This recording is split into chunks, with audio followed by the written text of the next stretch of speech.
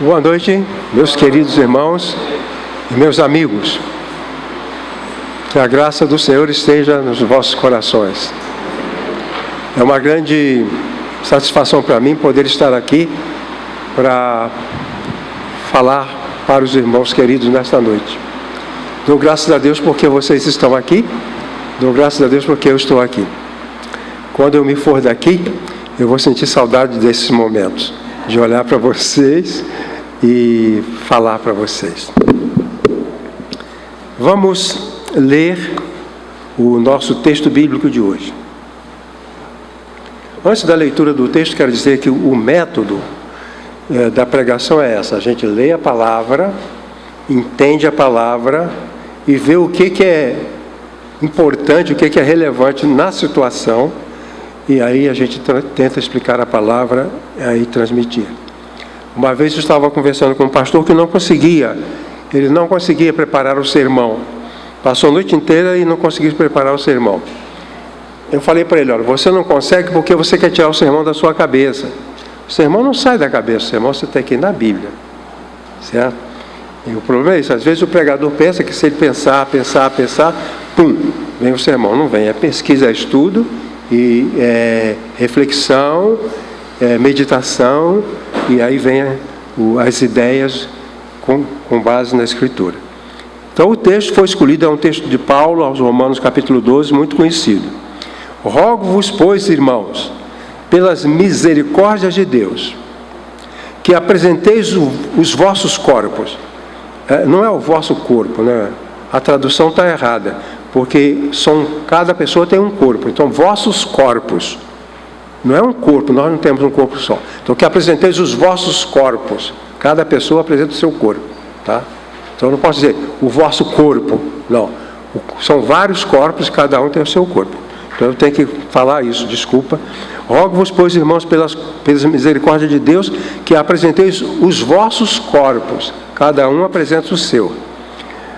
Por sacrifício vivo, santo e agradável a Deus, que é o vosso culto racional. E não vos conformeis com este século, mas transformai-vos pela renovação da vossa mente, para que experimenteis qual seja a boa, agradável e perfeita vontade de Deus. Romanos 12, versículo 1 e 2, um texto de tremenda importância. Falei para os irmãos há alguns dias atrás, eu volto a repetir, que um líder de igreja aí falou que o Apocalipse é o livro mais importante da Bíblia. Não é. Não é. É um livro confuso, de pouca compreensão e de pouca aplicação. Eu queria saber se alguém aqui aplicou na sua vida alguma coisa que leu no Apocalipse. Não aplicou. Mas Romanos, Evangelho de João, Isaías, esses são que deve ser o nosso foco. Então, a carta aos Romanos. Pregadores dizem que se a Bíblia desaparecesse todinha, sobrasse a carta aos Romanos, ainda assim nós podíamos achar o caminho da salvação. Romanos é suficiente para isso. Ou, se nós ficássemos com o Evangelho de João, ou com o livro de Isaías. Então, eu estou realçando a importância do texto. É um texto tremendamente conhecido. É um apelo do apóstolo Paulo para uma conduta dos crentes de Roma. O nosso tema, de que trata? É o assunto. O tema é o conteúdo, é a ideia que está presente. O tema é a preparação do crente para um relacionamento apropriado com Deus. Veja só, nós precisamos nos relacionar com Deus. Precisamos. Billy Graham disse que todo ser humano tem no seu interior um vazio do tamanho de Deus. Está lá vazio, para ser preenchido pela companhia, pela presença de Deus. Então nós não temos um relacionamento perfeito.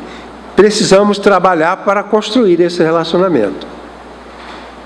Cada ser humano, cada cristão precisa se esforçar por adquirir condições para um bom relacionamento com Deus.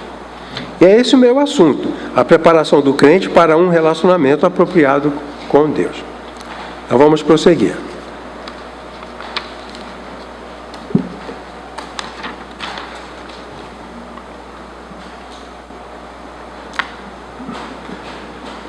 A verdade central, os irmãos conhecem o meu método, que na pregação há uma ideia, que é a ideia central, a verdade central, essa para guardar.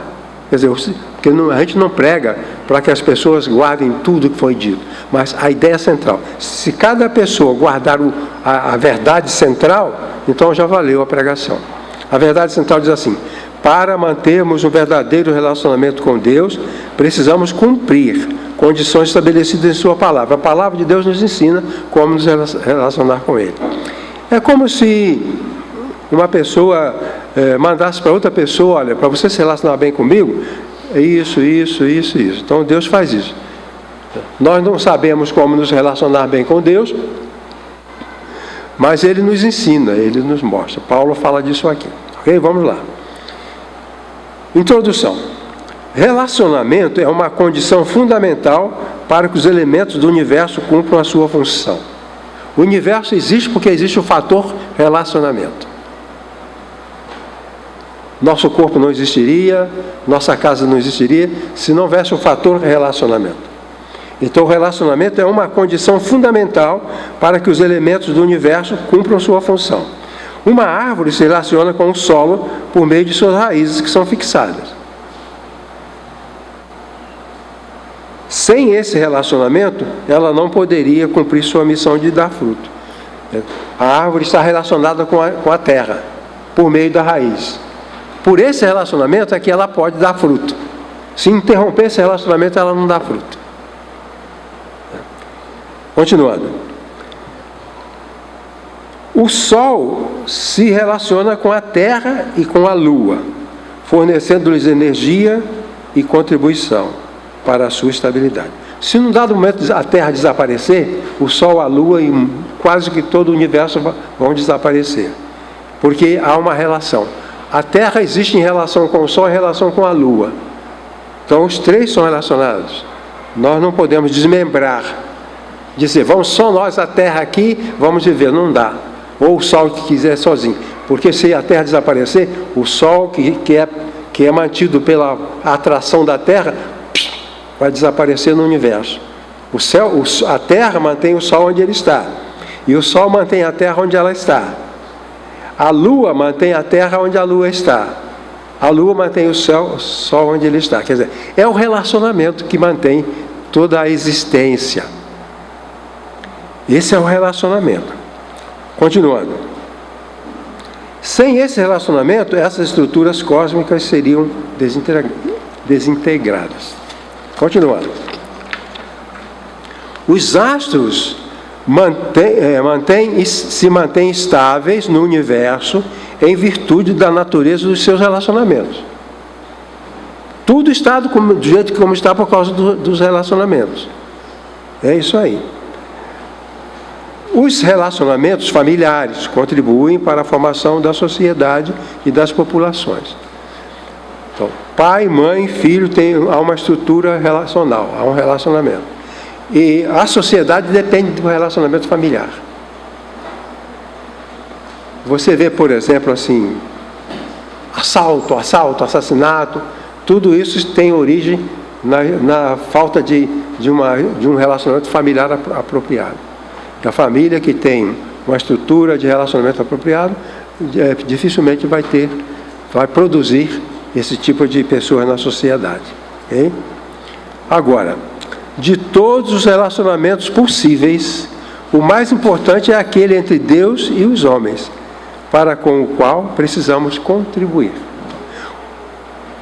O mais fantástico relacionamento, o mais importante relacionamento, é o relacionamento entre a criatura e o Criador. Nós, a criatura, e Deus, o Criador.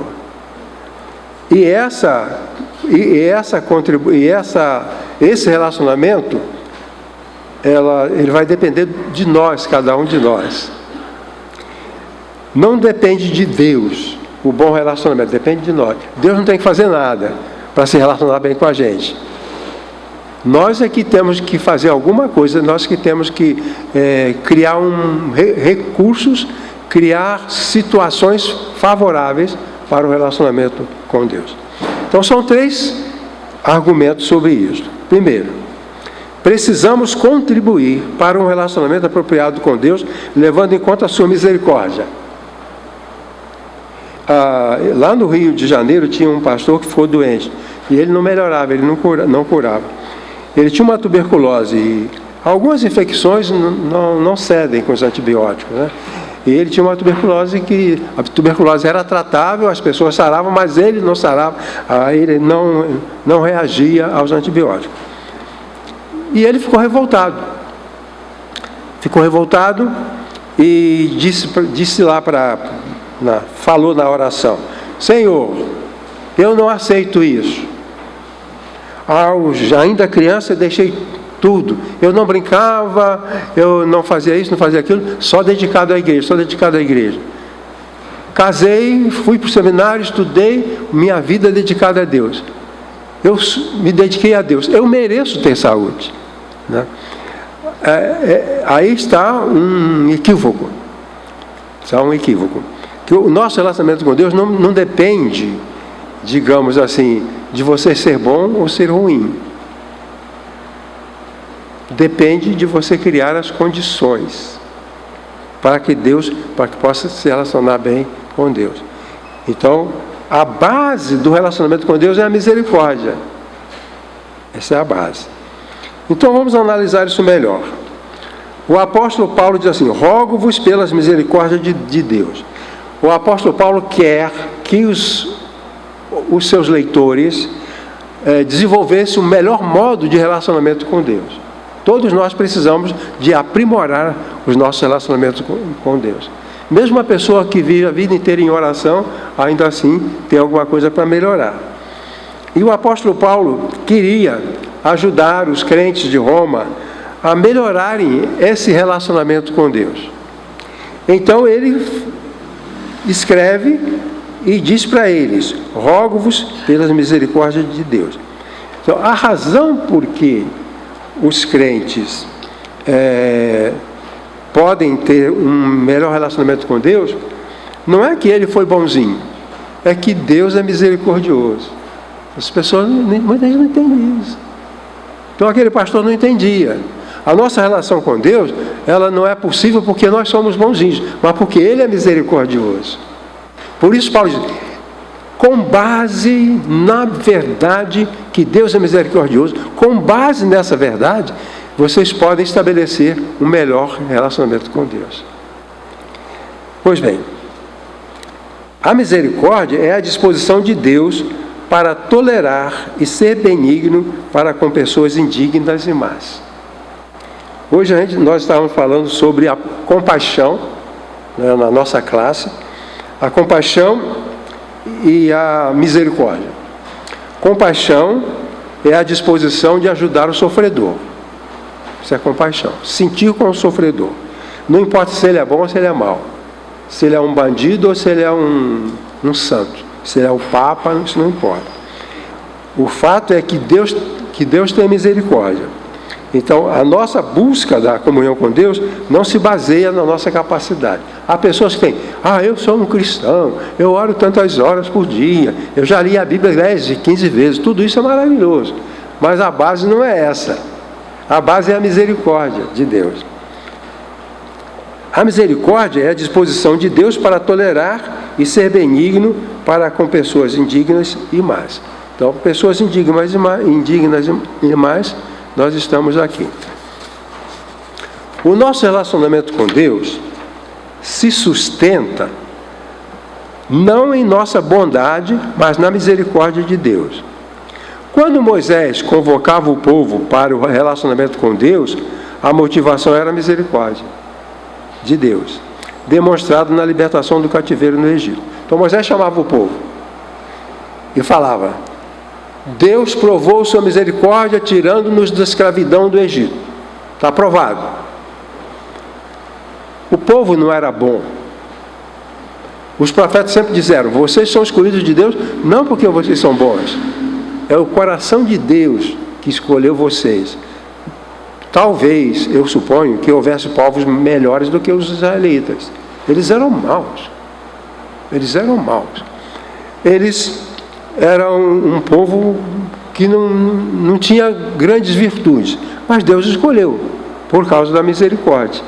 Então, Deus escolheu aquela pessoa por causa da sua misericórdia. Quando o povo saiu do Egito, saiu por causa da misericórdia. E quando Moisés chamava o povo para se aproximar de Deus, ele dizia: essa aproximação se baseia no fato: Deus teve misericórdia de nós. Então, Deus teve misericórdia de mim. Já falei para os irmãos que quando eu tinha 5 anos eu tive varíola. As crianças do bairro estavam todas morrendo de varíola. E eu estava na lista também para morrer, porque a varíola matava. A varíola formava umas bolhas enormes no corpo todo. E essas bolhas, elas se formavam dentro da garganta e impediam a respiração. Então, quando eu fui levado para o pronto-socorro, aí eu já estava com a minha garganta cheia daquelas bolhas e já não podia respirar. Quando eu estava saindo da ambulância, o enfermeiro já veio com uma pinça desse tamanho, com algodão na ponta, já fui abrindo minha boca e arrebentando aquelas bolhas. Certo? Então, outros meninos morreram, não tiveram essa sorte. Então, a misericórdia. Então, a nossa relação para com Deus, ela é estabelecida com base na misericórdia. 2 comentários. Precisamos ser relacionados com Deus como resposta à sua misericórdia. Já que Ele é misericordioso, eu me relaciono com Ele.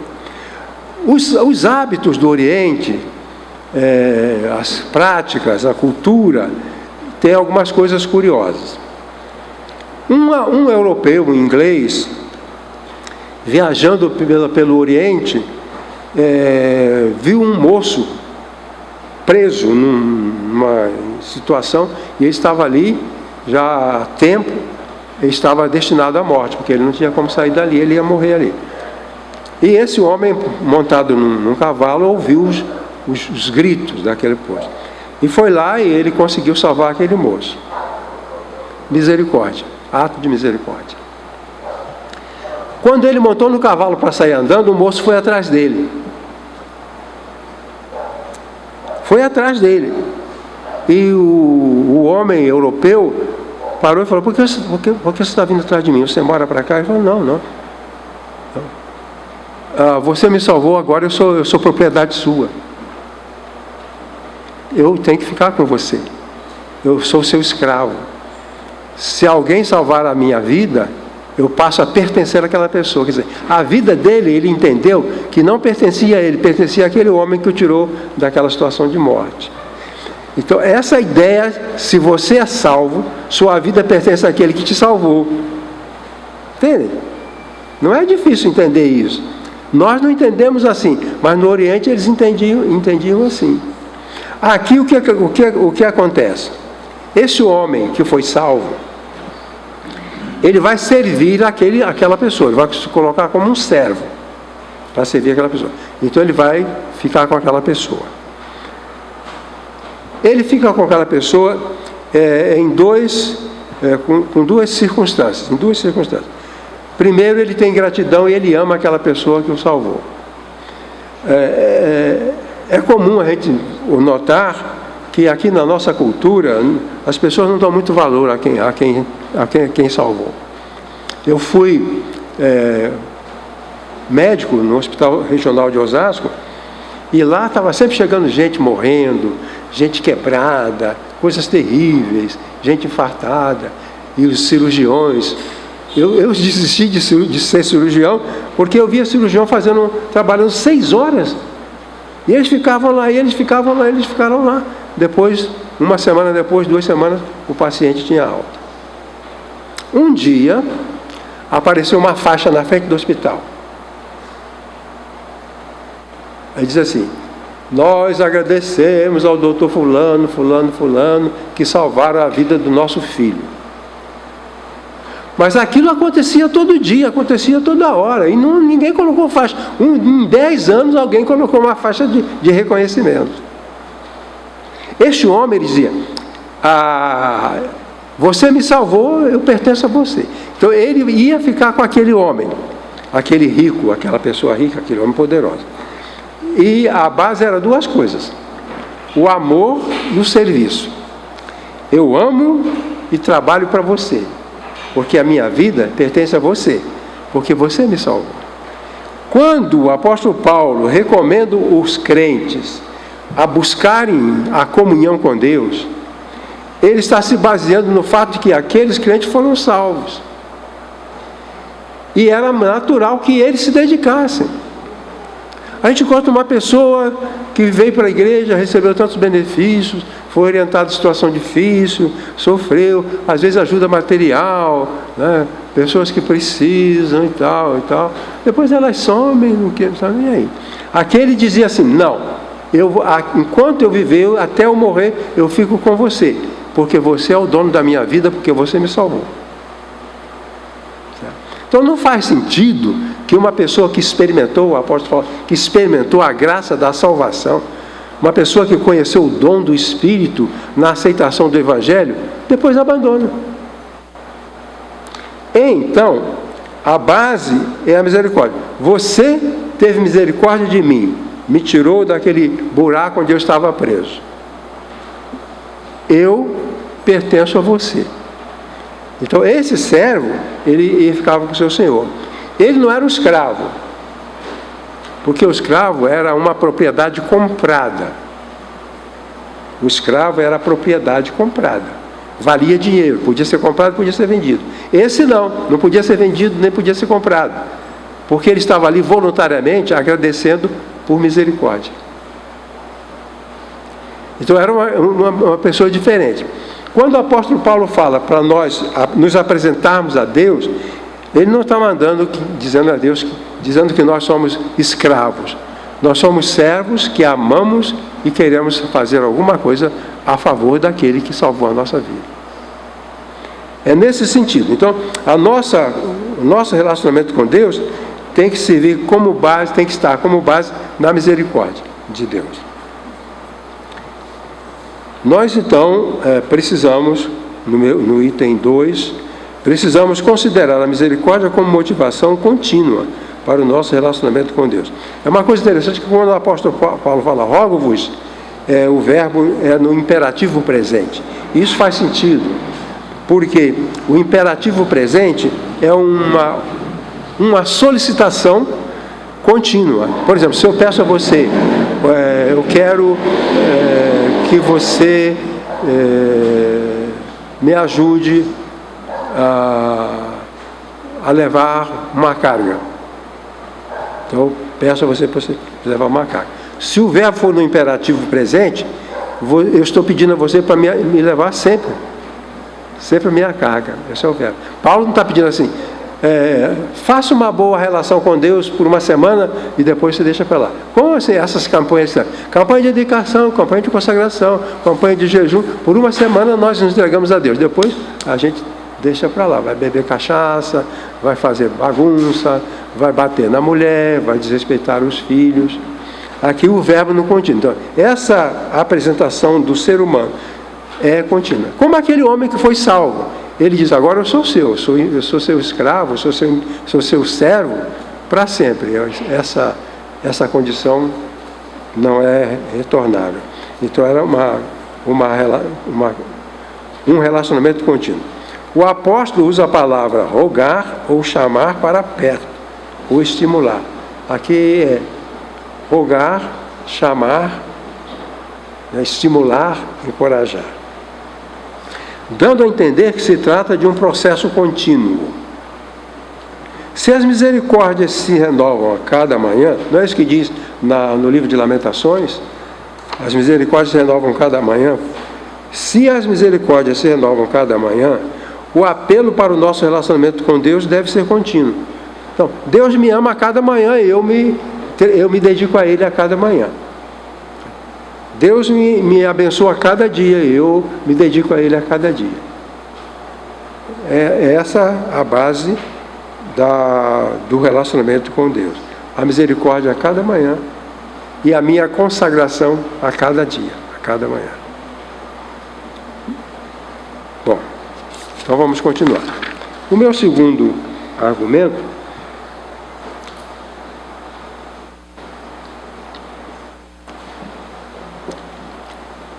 voltando.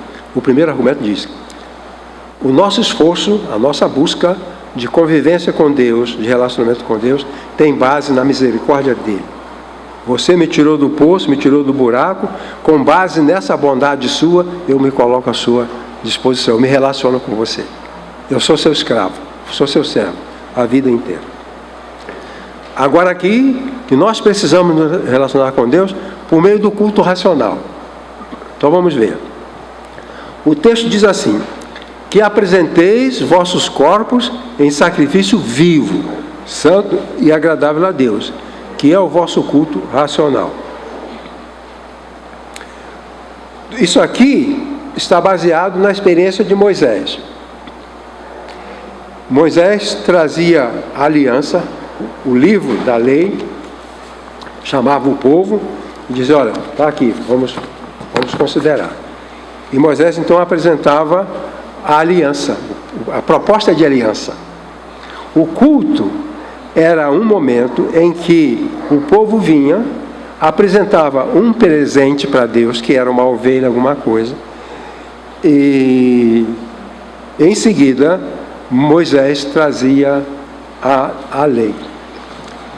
Em cada vez que o povo vinha, o animal era morto, sacrificado, e o israelita estava simbolizado naquele animal morto. Ele não morria, mas ele simbolizava naquele animal morto. Agora Paulo está dizendo que isso não precisa mais. Mudou. Não precisa levar o animal morto. Você vai como um ser vivo. Você. Quer dizer, a oferta é você. Conta uma história que uma igreja estava em campanha para arrecadar dinheiro para missões e colocaram uma cesta muito grande na frente e as pessoas vinham colocar ali a oferta para missões. E um menino assim do tamanho do Heitor veio e entrou dentro da cesta e sentou lá. Ele é a oferta. Ele é a oferta. Então ali Moisés chamava o povo e o povo não era a oferta, entregava o sacrifício morto, o animal morto. E Moisés lia a aliança e pedia o compromisso. Todo bom relacionamento tem um compromisso. Por exemplo, o casamento, há compromisso. Quando a pessoa vem para a igreja, tem um compromisso. Quando você entra no emprego, tem um compromisso. Eu me lembro quando eu entrei na faculdade, primeiro dia para fazer matrícula, estava lá aquele grande número de alunos para fazer matrícula, e a gente ia direto para a mesa de matrícula, e tinha um velhinho, seu Magalhães, que estava lá há um século, e o trabalho dele era apresentar para os candidatos o termo de compromisso, de comportamento. Então o seu Magalhães falava assim: olha, isso aqui é o termo de compromisso do seu comportamento aqui. Você leia.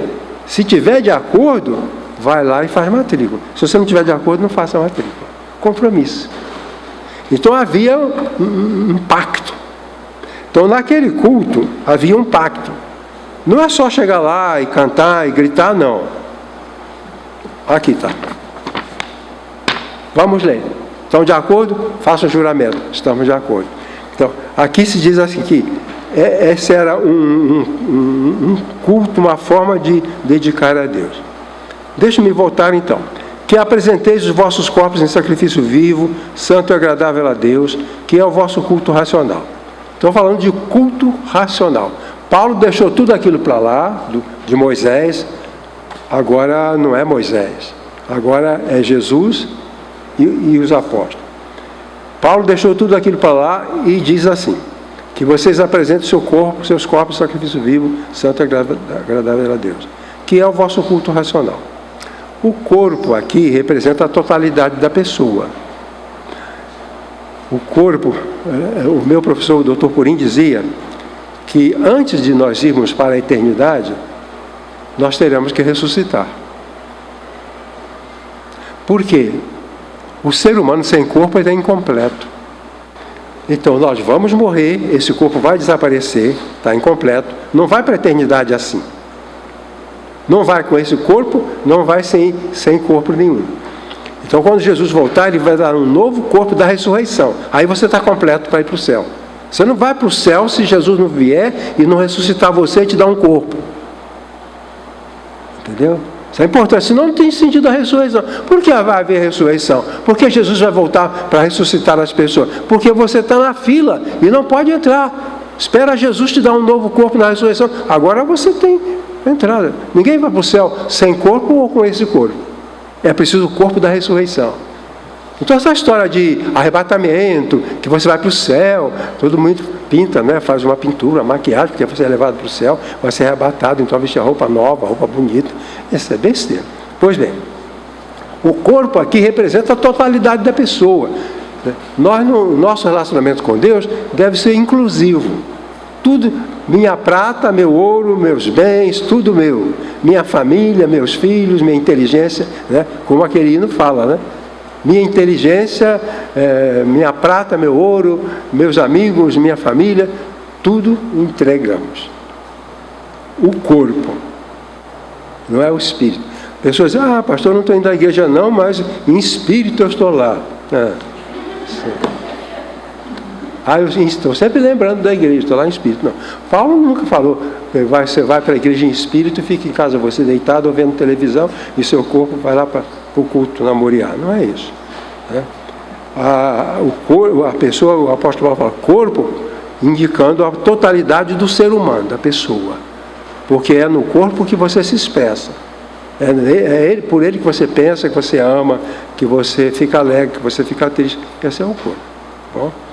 Continuando mais um pouquinho. Nesse sentido, o culto implica em amor, serviço e entendimento. Quer dizer, aquele homem que me tirou da caverna, eu o amo, eu trabalho para ele, e eu tenho discernimento dessa relação, eu tenho compreensão. Isso é o culto racional. No culto racional, nós sabemos exatamente qual é o nosso contato com Deus. Esse é o culto racional. Nesse sentido, o culto implica em amor, serviço e entendimento. O prestador de culto é o servo, presta serviço voluntário, diferente do escravo, que não tem afeto pelo seu senhor, a quem serve por obrigação. O servo é querido do seu senhor. E o servo ama o seu senhor. E o servo gosta de fazer. Ele não foi um escravo vendido contra a vontade e está ali naquela fazenda contra a vontade. O servo está ali por gratidão, porque um dia aquele senhor teve misericórdia dele. E ele lá está prestando o serviço. 2 comentários sobre o culto racional. O culto racional exclui elementos da natureza como mediadores. Paulo não diz assim, você precisa se relacionar com Deus. Pega uma rosa, leva para o pastor ungir, besteira, besteira, besteira. Mas pega uma rosa, leva para o pastor ungir, aí essa rosa vai te aproximar de Deus. Então, o culto que a Bíblia exige não usa instrumentos da natureza, não usa coisas. Óleo, eu uso óleo porque usando óleo eu fico mais perto de Deus. Isso não existe, isso é bobagem. Óleo, fogo, cinza, água ungida, isso não me aproxima de Deus. Não é culto racional. Paulo fala, culto racional é um culto consciente em que você está considerando a misericórdia de Deus e o seu coração está cheio de gratidão e sua vida cheia de vontade de servir. Isso é o culto racional. Pois bem, então o prestador de culto é um servo, nós somos servos. O servo é voluntário, está de boa vontade, ama o seu Senhor. Muitas vezes essa é a 6ª igreja que eu pastorei. Em algumas igrejas, às vezes eu fui criticado porque eu não era duro. Não precisa, pastor, o senhor precisa ser mais duro, o senhor precisa ser mais isso, o senhor mais aquilo. Mas aí já não é voluntário, né? Aí já não é voluntário. Aí eu não sou servo, eu sou servo. O servo faz voluntariamente, o escravo não. Eu não sou escravo de Deus. Eu sou o servo de alguém que o salvou e a quem ele ama e a quem ele quer servir. Então, nós, no culto racional, abre mão dos elementos mediadores. 2 comentários. O culto racional exclui elementos da natureza como intermediários. Os povos primitivos, privados da revelação divina, pretendiam se relacionar com as divindades por meio de elementos da natureza, aos quais atribuíam condição divina, tais como o sol, a lua, estrelas, montanhas, crocodilos, serpentes, gatos, bois. Vou falar em gato.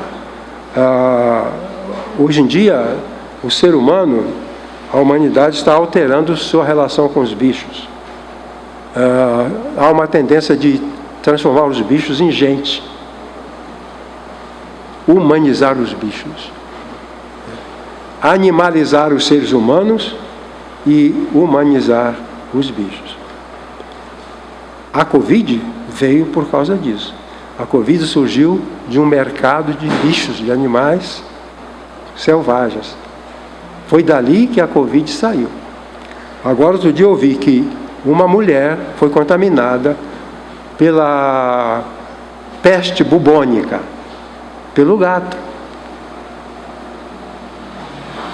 E ela morreu. A peste bubônica, ela é de um organismo que vive nos ratos. O gato come o rato. Comeu o rato. Em algum lugar. O rato estava contaminado. Peste bubônica. E ela pegou a peste bubônica do rato. Então, cultos da natureza, serpentes, gatos, cobra, boi. Os romanos sacrificavam bois para adorar. Nenhum romano adorava sem levar um boi. Então matava o boi. Então o boi era o instrumento para chegar a Deus. A relação com Deus era pretendida usando um bicho como intermediário. Então era assim, vamos supor, eu quero me comunicar com a irmã Cristiane, mas não sei. Aí eu arranjo um gato. E aquele gato, eu acredito que ele vai me aproximar da Cristiane. E vai fazer com que ela converse comigo, me atenda, porque eu tenho o instrumento, o gato, o cachorro, a cobra. Uma mulher que vivia com um coelho. A outra que se casou com um cachorro, com um padre e beijo na boca. Então ele diz que o culto racional não utiliza isso. Esses povos primitivos usavam então o sol, a lua, as estrelas, tal, crocodilos, serpentes, gatos e vários tipos de objetos sagrados, configurando práticas de magia e não um culto racional. O meu professor dizia: a religião é aquela em que você está aqui, você é ser humano e aqui está o Criador. Entre você e o Criador está uma pessoa, Jesus. Há um só Deus e um só mediador entre Deus e os homens, Jesus Cristo, homem. Eu não posso colocar um objeto como mediador para Deus. Se eu quiser fazer isso, eu vou continuar como aquele hino que diz: tão longe de Deus eu andava e ainda ando. Porque não vai se aproximar. Que quem nos aproxima é Jesus. Jesus você já aceitou, já está no seu coração. O Espírito Santo já está no seu coração. Então você já aceitou.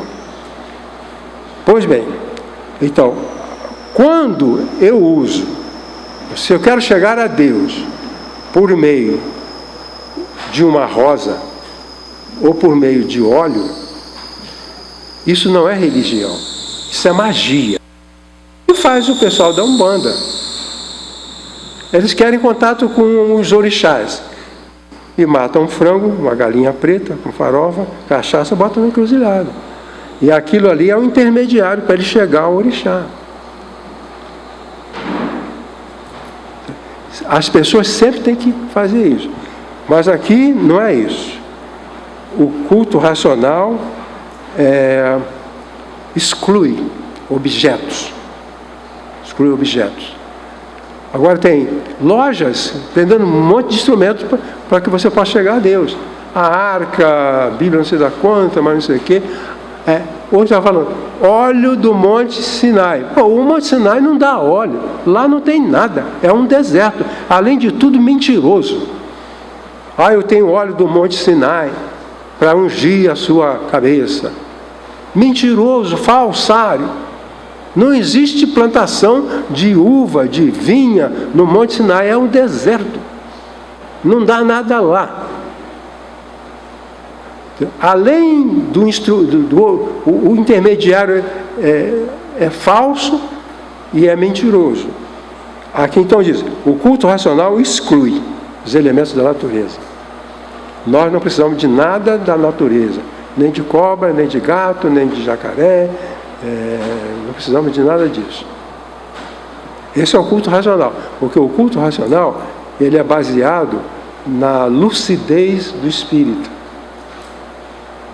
e não é baseada em mecanismos mágicos. Pois bem, o culto cristão, melhor dizendo, desculpa, estou falando do culto racional. O culto racional exclui a experiência de transe. Presta atenção. Pagãos acreditavam que em transe podiam entrar em contato com a divindade. Todos aqui estamos lúcidos, não tem ninguém em transe aqui. E a comunhão com Deus mediante a fé por Jesus Cristo. Mas aquelas pessoas acreditavam que quando elas entravam em transe, aí elas tinham contato com a divindade. Então, por isso que em muitas religiões as pessoas entram em transe. Pois bem, podiam entrar em transe, em contato com a divindade. Lembre-se de que consideravam os epiléticos como mensageiros dos deuses. Então, os epiléticos, como eles caíam e ficavam fora de si, eles achavam que naquele momento da crise eles estavam em contato com os deuses. Então ele era valorizado. Era um lunático. Ele é um ser que se comunica com os seres sobrenaturais. Os seres além. Pois bem, a religião de Moisés relacionava a experiência de culto com a aliança. Então a experiência é essa, é uma aliança. Preceitos verbais estabelecidos por Deus. Era como um contrato assinado entre Deus e o povo. Pessoas em transe não têm consciência para entender os termos de um contrato. Nós estamos em culto a Deus, nós estamos num momento em que Deus apresenta as suas condições. E nós vamos avaliar se aceitamos essas condições. Se vocês aceitarem essas condições, assina aqui. Está tudo bem, foi feita a aliança. Então, o culto se baseia na aliança. Nós chegamos a Deus, Deus demonstra os seus mandamentos, nós lemos os mandamentos, aceitamos os mandamentos e melhoramos a nossa relação com Deus. Pois bem, agora preste bem atenção. Estados de transe podem ser perigosos. Eles podem ser produzidos por meio de estimulações emocionais em vários tipos de cultos religiosos. Quero falar duas coisas. Um dia eu recebi um telefonema do interior de São Paulo, pedindo que eu atendesse uma mulher com um problema. Falei, tudo bem. Trouxeram essa mulher para cá, a capital. Veio alguém da família dela, 2 pessoas da família, e mais um líder da igreja, ela era crente. Sabe o que aconteceu? A mulher foi levada para um culto de alta estimulação emocional. Estímulo emocional. Como se faz na Umbanda, aquela batucada, aquilo é para produzir estado de êxtase. Depois de 1 hora, 2 horas, as pessoas entram em transe. O perfume, aquele cheiro das coisas perfumadas, e de tempo em tempo um pouco de marafa, que é a cachaça, e ficavam lá até a pessoa, entrava em transe. Pois bem, a história. Essa senhora foi para um culto para aprender a falar em línguas. Escuta. E ficou a noite inteira naquele culto. Quando chegou pela madrugada, ela começou a falar em línguas. Aquela língua estática. Estática quer dizer, é língua que uma pessoa fala estando em êxtase, em estado de transe. Pois bem, ela foi trazida.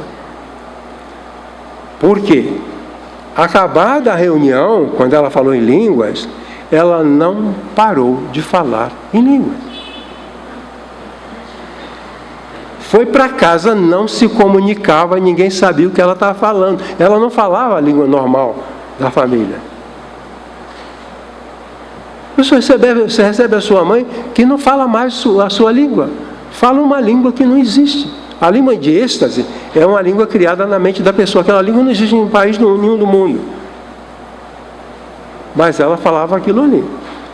E ela ficava com aqueles olhos esbugalhados, e quando eu perguntava a ela, como é o seu nome? Ela falava um termo como se fosse hebraico, aramaico. Estava assim há 1 semana. Não falava direito com ninguém. Você perguntava, ela falava, como se ela quisesse falar, mas saía uma linguagem estática.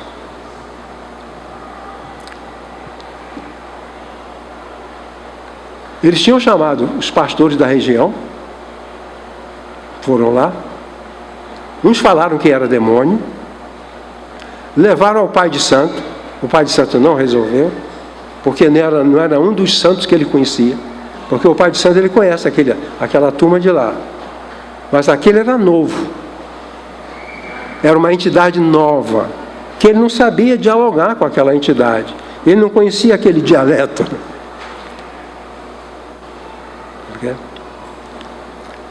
Ela estava em transe. Tratei dela como médico psiquiatra, porque foi trazida a um psiquiatra. Ela não veio à procura de um pastor, a família não veio à procura do pastor, porque pastores tinham ido lá uns 15, e pai de santo uma meia dúzia, e ela não deixava de falar com ele. Então vieram procurar o psiquiatra. Eu peguei a minha maleta, peguei uma injeção, fiquei nela, 10 minutos depois ela voltou ao normal. Não passou mais do que 10 minutos. Ela saiu do transe. Saiu do transe e voltou ao normal. Eu mandei levar para casa, expliquei para eles o que aquilo acontecia. Transe. O transe religioso é comum dos pagãos. Jesus não recomendou que as pessoas entrassem em transe, porque o culto é racional, e a pessoa em transe não sabe o que está acontecendo. Eu acho uma temeridade, uma maldade, induzir pessoas ao transe, porque é uma fragilidade daquela pessoa. Não é espiritualidade, é uma fragilidade. E a pessoa eles foram embora e nunca mais deram notícia. Eu falei, ó, se ela voltar àquele ambiente, ela vai entrar em transe novamente. Vocês vão ter problema novamente. Então, ambiente que produz excitação emocional, e isso, bate o transe. Sabe de uma coisa? Eu estava no 6º ano de medicina. Havia um professor de alto gabarito, Miguel Chalub, da Universidade Federal do Rio de Janeiro, do Instituto de Psiquiatria. Doutor, mestre, tanta coisa.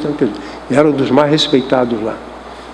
E um dia eu estava conversando com ele, Porque tinha chegado lá no posto uma pessoa que veio de um centro, que recebeu o santo lá e depois o santo não foi embora. Porque o pai de santo fazia o seguinte: ele invocava o ambiente, a pessoa entrava em transe e recebia o transe.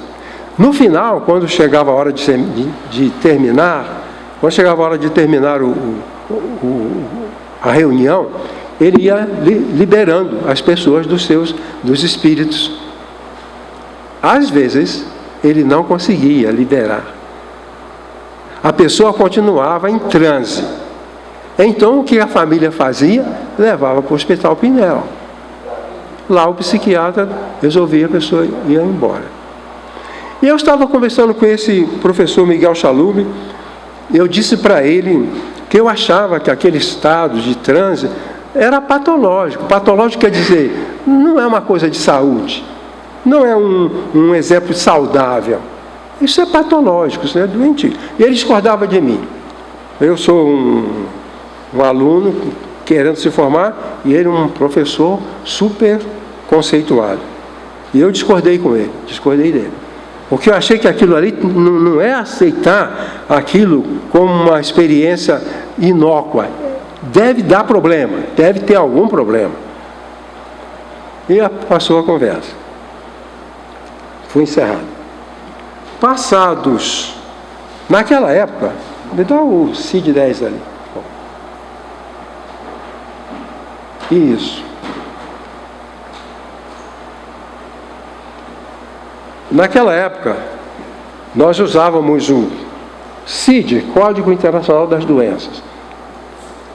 Esse aqui é o 10. Edição 10. CID-10. Tá, você quando pegou um atestado médico, alguma coisa, está lá. CID tal, é a classificação da sua doença. Então, naquela época, nós usávamos CID-9. Usávamos CID-9. Quando veio o CID-10, bota lá, André, olha o que apareceu. Está lá. Está aqui. Olha só. Isso aqui é mundial, isso é feito pela Organização Mundial da Saúde. Transtorno de transe e possessão.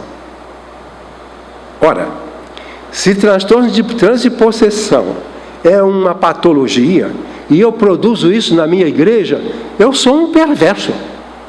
Eu estou induzindo ao mal. A uma experiência ruim. Há casos de pessoas que ficam assim, faz xixi, urina na roupa. Isso é uma aberração. Eu ouvi de cultos onde as pessoas vomitam. Entram naquele transe religioso e elas vomitam. Urinam. Para não ser grosseiro, paro por aí. Bom. Pois bem. Olha lá o que diz. O que diz lá? Transtorno nos quais há uma perda temporária, tanto do senso de identidade pessoal, quanto da consciência plena do ambiente. Quer dizer, naquele quadro, se você perguntar quem é a pessoa, ela vai dizer que é outra coisa, geralmente o nome de um espírito. Quem é você? O caboclo Jeca Pinto. Mas você tem que sair. Eu não vou sair. Você tem que sair. Eu vou sair. Fica aquela palhaçada. Um dia, um tempo desse, eu estava falando umas coisas assim, tinha uma mulher lá atrás, ficou com raiva, levantou, foi embora espraguejando. Porque ela acredita naquilo, ela acha que aquilo está correto. Outra vez tem uma senhora aqui, que tem uma igreja onde tem um apóstolo. Eu falei, todo apóstolo é mentiroso, porque os apóstolos acabaram com João. Se você tem um líder que é apóstolo, ele é mentiroso, foge dele. E ela saiu espavorida, foi embora. As pessoas não gostam, e a verdade é essa. Não adianta a gente criar fantasia. Tem que encarar o fato, encarar a verdade. Aí diz, ele perde o senso de identidade, não sabe quem ele é, a consciência fica rebaixada, porque no estado quando a emoção cresce muito, vejam só, você tem emoção e consciência. A vida é isso. Você tem uma alegria muito grande, mas você tem consciência porque você está dirigindo. Certo? Então você não está em transe. Você está em trânsito, mas não está em trânsito. Então aqui está está a consciência e aqui a emoção. Se a emoção sobe muito, a consciência cai. Então, vocês estão tirando proveito porque vocês estão conscientes. Se tivesse alguém aqui em transe, não estaria aproveitando nada. Porque o trânsito é uma perturbação da emoção que bloqueia o entendimento. Por isso Paulo fala culto racional. Quer dizer, você cultua consciente, sabe o que está acontecendo.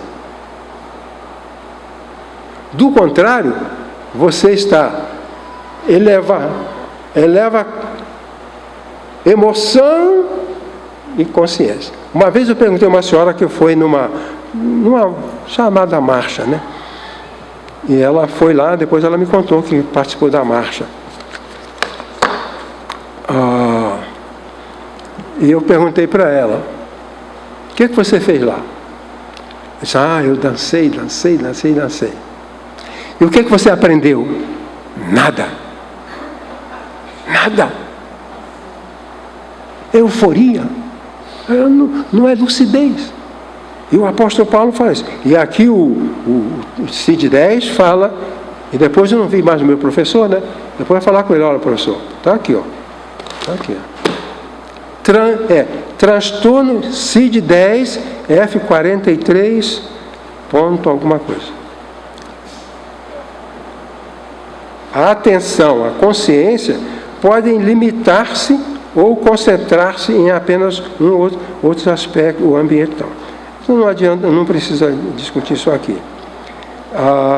Mas a pessoa tem características, alteração de comportamento, coisa estranha, coisa que uma pessoa normal não faz, como rosnar como um bicho, como um cachorro, entendeu? Babar. Isso está do seu normal. Agora, o líder religioso produz isso. Ele produz isso na igreja dele. Sabe para quê? Para exercer domínio. Porque se eu entro nesta área do sobrenatural, eu domino as pessoas. E as pessoas ficam debaixo daquele poder. Bom. Finalmente vou andar mais rápido, né, para não cansar demais. Precisamos praticar o aprimoramento pessoal. Quer dizer, temos que fazer Deus não precisa fazer nada para melhorar o relacionamento dele comigo. Não precisa fazer. Eu que preciso de me aprimorar. Deus já é perfeito. Eu não sou perfeito. Então, alguma coisa eu preciso fazer para que o meu relacionamento com Deus possa ser mais vantajoso para mim. Né? O texto diz assim: e não vos conformeis com este século, mas transformai-vos pela renovação da vossa mente, para que experimenteis qual seja a boa, agradável e perfeita vontade de Deus. Há duas palavras: não vos conformeis, mas transformai-vos. Então, é uma coisa que a gente tem que fazer.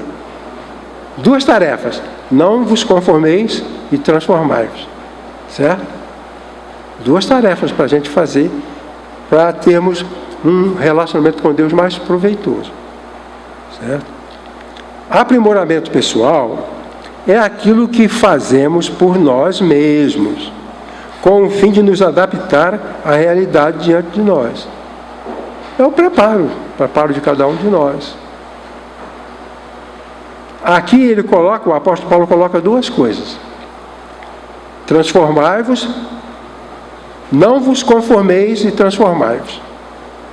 Tá? Então, como são duas tarefas, eu vou deixar claro para você poder fazer.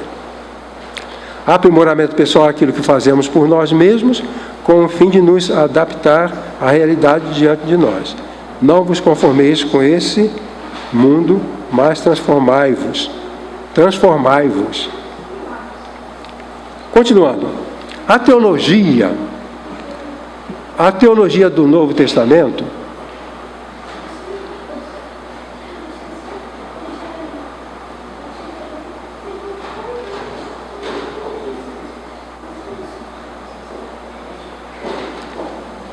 precisa de fazer alguma coisa? Tudo bem? Pois bem.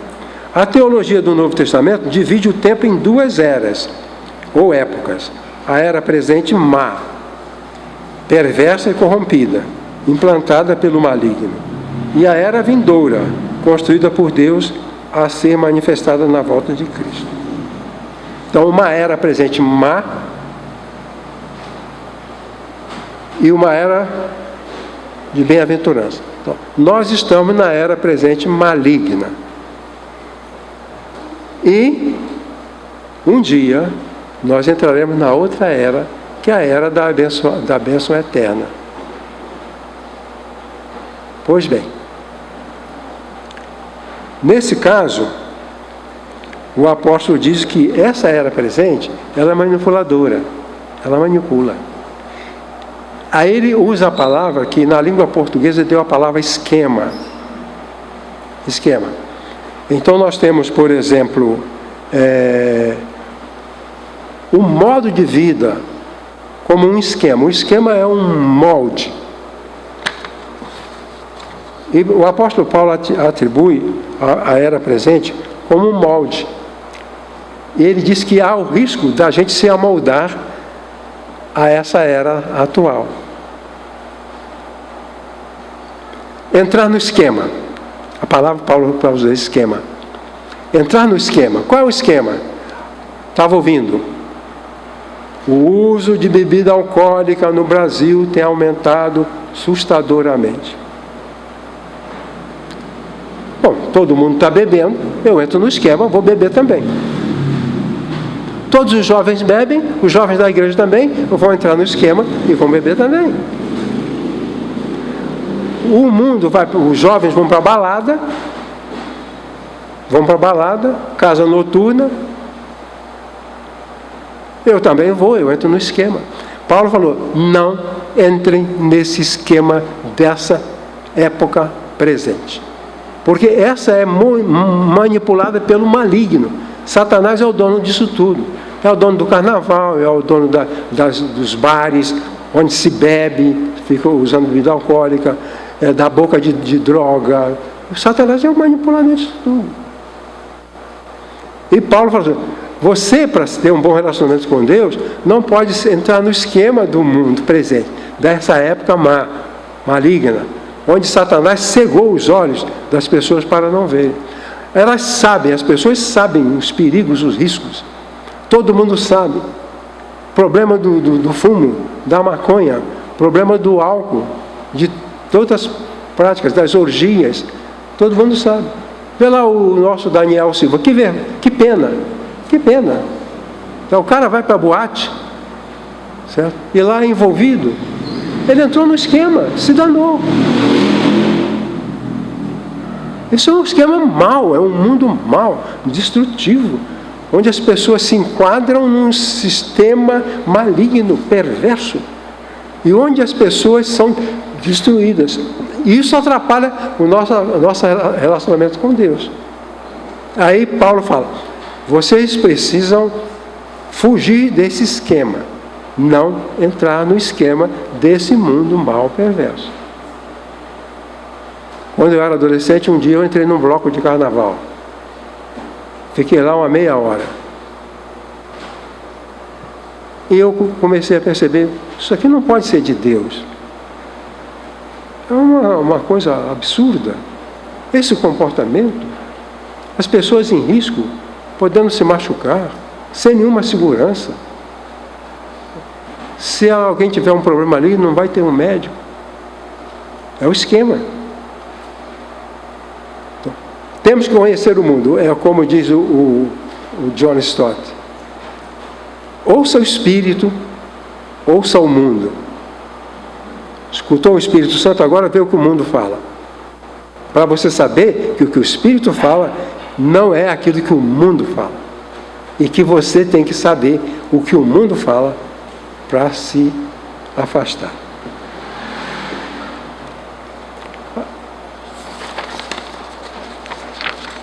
O meu segundo comentário é o seguinte: para o nosso aprimoramento pessoal, precisamos rejeitar o comportamento induzido pelas práticas danosas da presente era. Já acabei de falar.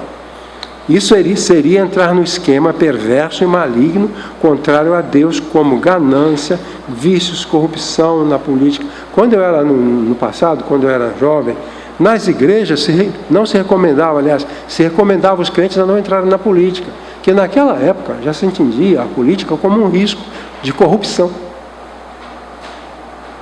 Então, quando uma pessoa da igreja era candidata, era convidada para entrar na política, ia falar com o pastor falava, não, irmão, não entra não.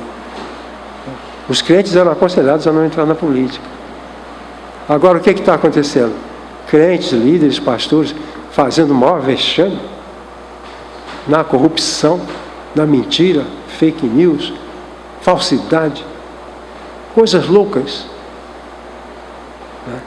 Então, todo tipo de maldade. Esse é o esquema maligno do qual devemos resistir, ao qual devemos resistir. Finalmente, precisamos experimentar as transformações propostas pelo Evangelho para sermos adaptados para o mundo vindouro. Então, nós vivemos fase 1, não devemos nos adaptar a essa fase. Para a fase 2, precisamos nos preparar, certo? Nós estamos caminhando para uma fase em que as coisas que nós mais gostamos aqui não vai ter. Então é bom a gente se adaptar. É aprendendo. O ambiente do céu. Jesus falou que será um novo céu, uma nova terra. Então nós precisamos nos modificar para termos a mente e o coração de um habitante do céu. Porque mais cedo ou mais tarde, a gente vai morar lá, ou não. Então, nós precisamos estar adaptados para o mundo vindouro. Lá, isento das maldades e da presente ira.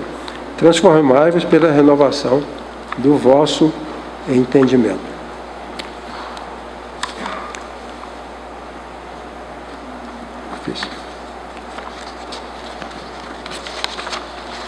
O que o apóstolo Paulo fala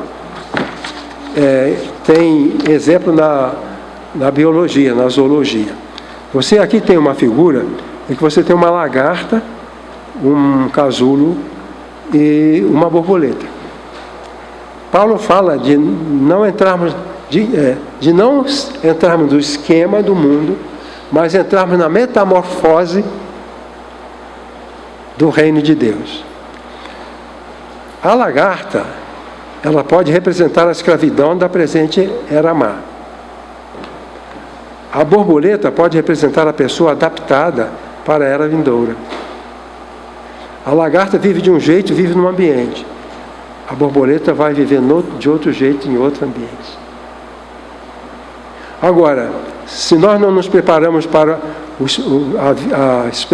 viver como borboletas, e nós ficarmos sem essa metamorfose.